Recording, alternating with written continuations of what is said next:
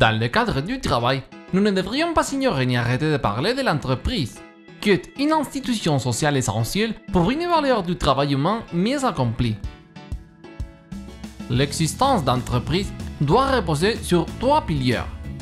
La libre initiative de l'économie, la nature sociale du travail humain et les besoins de la société.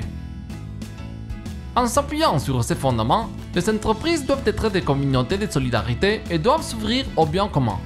Les entreprises doivent exercer leur activité économique avec compétence et efficacité.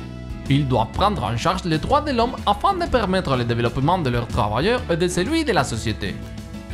Selon la doctrine sociale, une entreprise doit réaliser des bénéfices, mais elle remarque également que ceux-ci ne doivent pas être gagnés en dehors des besoins réels de la société, ni en dehors du respect de la dignité des personnes. Le but d'une entreprise n'est pas de faire du profit, mais l'existence même de l'entreprise en tant que communauté de personnes cherchant à se réaliser elles-mêmes. Les entreprises constituent un groupe spécial au service de toute la société. Selon cela, une entreprise doit prendre en charge certaines tâches économiques, écologiques et sociales pour être une véritable institution au service du bien commun. Ces fonctions correspondent en premier lieu aux propriétaires d'entreprise. Deuxièmement, les travailleurs doivent contribuer au bien de l'entreprise.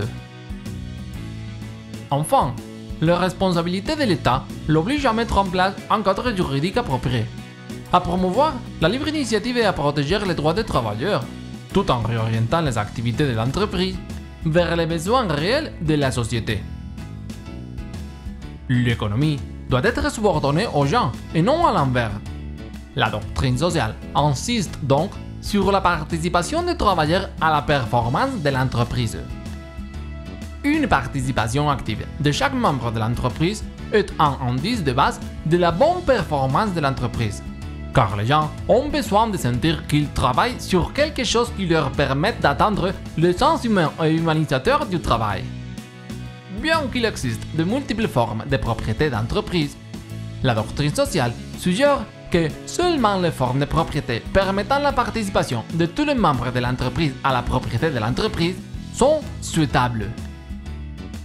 Nous devons être conscients du manque de conscience de notre société. Ces éléments ne sont pas trop souvent pris en considération lors de la création d'entreprises. Tout est orienté vers une économie où seule la rentabilité à court terme est recherchée, parfois à trop court terme.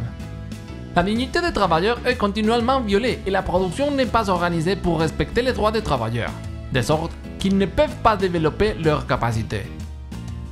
Tout ceci nous empêche d'atteindre un véritable développement. La situation actuelle dans de nombreuses entreprises échappant à leurs responsabilités sociales et écologiques exige un examen approfondi de la manière dont nous comprenons l'entreprise et ses performances. La recherche de l'objectif du plein accès au travail pour tous doit se poursuivre. Une entreprise doit être une communauté de solidarité qui n'est pas fermée dans les intérêts de sa propre entreprise. Il doit aller dans le sens d'une écologie sociale du travail et contribuer au bien commun en protégeant l'environnement naturel.